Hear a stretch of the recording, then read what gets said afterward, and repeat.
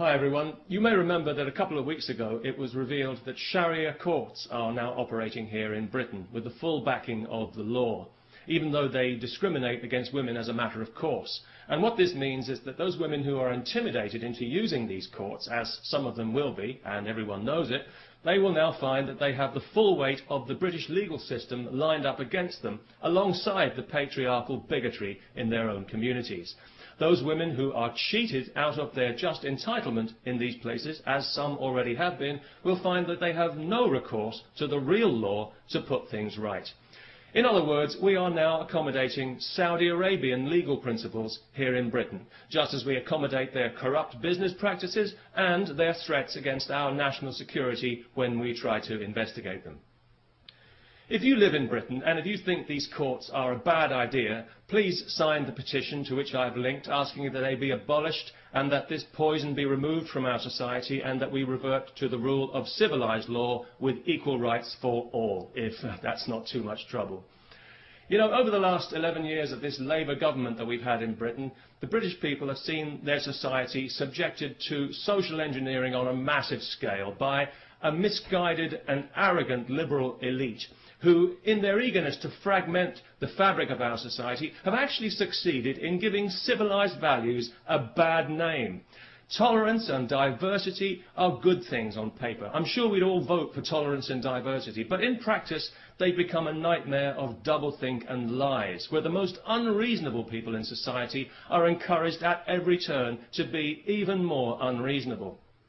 A case in point, just this week, some idiot from Saudi Arabia is being allowed to sue a supermarket because he was required to handle alcohol as part of his job, despite being told this when he took the job, and despite the fact that thousands of Muslims in Britain handle alcohol every day when they sell it in their corner shops to people like me.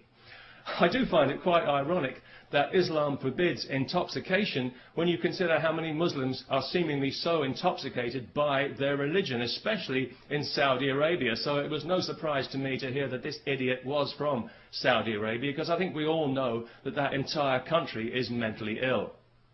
The Saudis would have us believe that theirs is the purest form of Islam. Well, I don't know about that, but it's certainly the nuttiest form. It's barking mad, if you'll pardon the canine metaphor, and it's pig ignorant, even if you won't.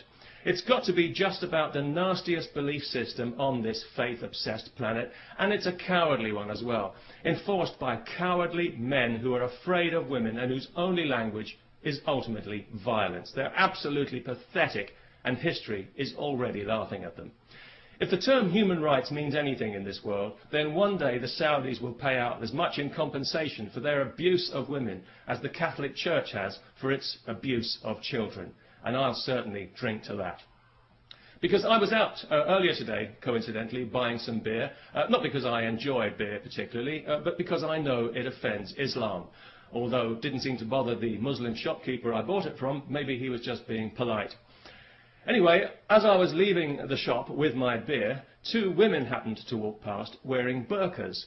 Nothing too unusual about that, not anymore, not in London anyway, and nobody really paid it much attention, apart from one small child who I overheard describing them to her mother as letterbox ladies, which I thought was actually quite inventive and rather charming. But of course it was also deeply offensive, so we had the child put to death. No, not really. But it was lucky that neither of the women actually heard the offensive and insulting remark, because obviously each of them had her head encased in a cloth sack. So that was good, because it meant that the police didn't have to be called, no human rights people needed to get involved, and nobody required any financial compensation for hurt feelings, which I thought made a very pleasant change indeed. And of course, as a result, we didn't have to listen to any propaganda sound bites from some Islamist Saudi shill at the Muslim Council of Britain. So all in all, it worked out for the best. And it just goes to show that these things don't always have to end in tears. Peace, especially to everyone who remembers to sign the petition.